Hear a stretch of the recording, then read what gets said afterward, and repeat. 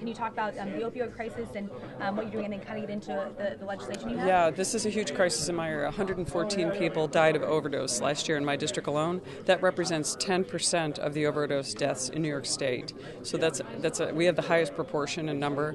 It's really a scourge. I mean, I don't think people even realize. I mentioned on the floor speech yesterday that the biggest killer of people under 50 now is opioid overdose. So we have to address this, and we're really grateful that the president has come out with $6 billion to address this. Also, yesterday I had a bill that looked like possibly we're overprescribing or putting a preference toward Medicare, meaning that we're actually incentivizing people to use an opioid-based product instead of prescribing a non-opioid-based alternative. We want to task the Medicare board to go and look and see if that's really happening, because that's happening. We're part of the problem, and we need to solve that. Tell me about your bill and specifically how you are addressing this problem. Yeah, this bill actually goes right at the target. It's a study to go in and make sure that we aren't seeing any preferences, and if we are, we're going to tackle that head on. So if there is a preference, for example, somebody is being prescribed and they're a Medicare recipient and they go to use their Medicare payment, and they go to Medicare, and all of a sudden they find out, well, they're being pushed toward an opioid-based product that they're going to be getting an advantage or more of a reimbursement or even not a copay for using that, but yet they choose or want to go to a non-opioid-based product.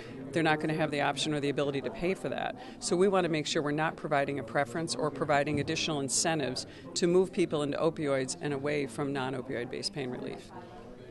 Talk about, I know we kind of did just talk about this, about the White House's response, but specifically with this $6 billion that is going into this.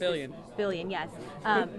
This is a lot of money, but this is a big problem. Can you kind of talk about, I guess, again, just, how important this is and the importance of this crisis and how big of a crisis this actually is? Yes. Well, we call it the crisis next door at the White House because we want to emphasize to people that the numbers are just so mind-numbingly shocking, and we want to make sure at the same time people don't become inured to that, like, oh, there's nothing we can do. There's so much we can do as a federal government working with state and local officials and certainly community-based and faith-based organizations, the grieving families, the triumphant tales of treatment and recovery that we're hearing more and more of. And I think what the Congresswoman said about her bill is so important for me to reemphasize from a White House perspective, because one of the president's 3 pillars in fighting this is prevention and education. But he makes very clear that prevention and education begins with certainly is with the patient and with our youth, but it's also making sure that our seniors understand, because many of them hoard their prescriptions. Many of them, obviously, they take more prescriptions by age group than anyone in the country. We want to make sure that they're fully informed about their rights, that if they don't feel they need to use the rest, they can provide it for Take Back Day, where we collect unused, unneeded, expired prescription drugs. Just last April, 2 short months ago, we collected a record number, 943,000 pounds. I want everybody to think about that for a moment. 943,000 pounds of tiny little pills, more than enough to fill up 3 Boeing 757s with space left over. It's just mind-boggling. The Congresswoman's bill is important because the president also says education prevention has to begin with the physicians and the prescribers. Don't incentivize them to just believe automatically, as we do in this country and many countries don't, that pain management must mean pain medication and 30 pills, in a bottle times 2 bottles. That is not always the case. And making sure that there are not incentives in the system to overprescribe and to keep on prescribing. I think the PDMPs, the prescription drug monitoring programs, what some of our community-based pharmacists and chain drugstores have been doing is remarkable in that they're paying attention to the prescribers, and they know right away in some places if this physician is just overprescribing. I'm sure we all shockingly watched the data about the county or the town in West Virginia that had close to 2 million pills and had less than 25 or 30,000 people. So even shining a light on that. The other thing I would mention, because it's an issue in the Congresswoman's district and everywhere, is fentanyl. If people don't know what fentanyl is, everybody, honestly, is falling down on their job in educating America. It was responsible for 20,000 deaths in 2016. If we had 20,000 deaths coming from gun violence or plane crashes, God forbid, everybody would just stop what they're doing and focus on that. So we're saying, let's stop what we're doing in part and focus on that. What is fentanyl? It's 50 times the potency of heroin, 100 times the potency of morphine. It's a synthetic opiate that's being laced into drugs, and it is responsible for the spike upward vertical spike in deaths in many places, including Utica and surrounding areas in the Congresswoman's district.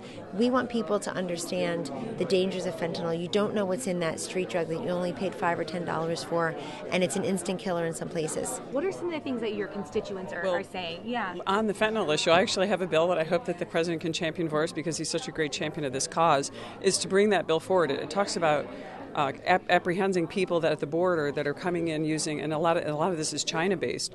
Synthetic fentanyl is coming across the border, and as Kellyanne just highlighted, this is a really dangerous drug, and it's coming across the border from the southern tier from China. We have a bill in that we would like to prevent that, and we would like to fine anyone from bringing that kind of fentanyl across our border. So we'd love to be able to champion that and get that bill across the finish line, like my bill yesterday, and continuing to fight this crisis. We're very active. We're very proactive in a bipartisan way. All my bills are bipartisan. I think that sometimes that gets lost. I know that Kellyanne alluded to that a moment ago, but we work in a very bipartisan manner, and the president is startlingly bipartisan. He wants to work with all of us, and I think that that's something that is really unusual right now. And even though the environment is tough, we really want to solve this problem, and it's not a problem that is political boundaries. It's a problem that we can do together.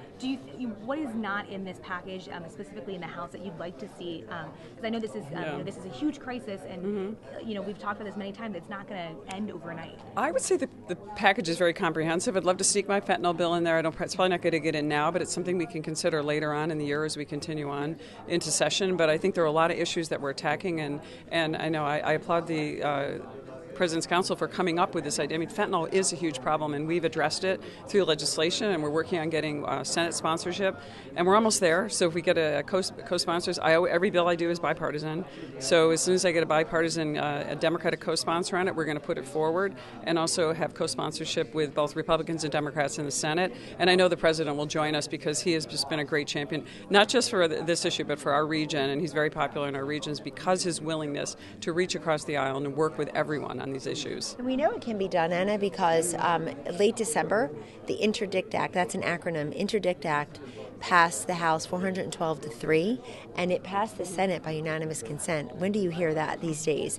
And so on January 9th, the President in the Oval Office was flanked by Republicans and Democrats from the House and the Senate. Some of those Democratic senators are up for re-election this year, and they were very proud to stand around the President, and in the case of one of them, received the presidential pen after he signed into law the Interdict Act. That was $9 million in extra money to help our Customs and Border Patrol agents learn how to detect, analyze, and handle fentanyl, to the Congresswoman's point. And we know it can be done because it was done earlier this year. And when it comes to this particular issue, the opioid and drug demand crisis next door, this is a nonpartisan issue striving for bipartisan solutions. And we hope, even in this politically charged town, that people will see through their divisions to do the right thing for their constituents. We're really excited about it. The other piece of legislation I would mention is the STOP Act.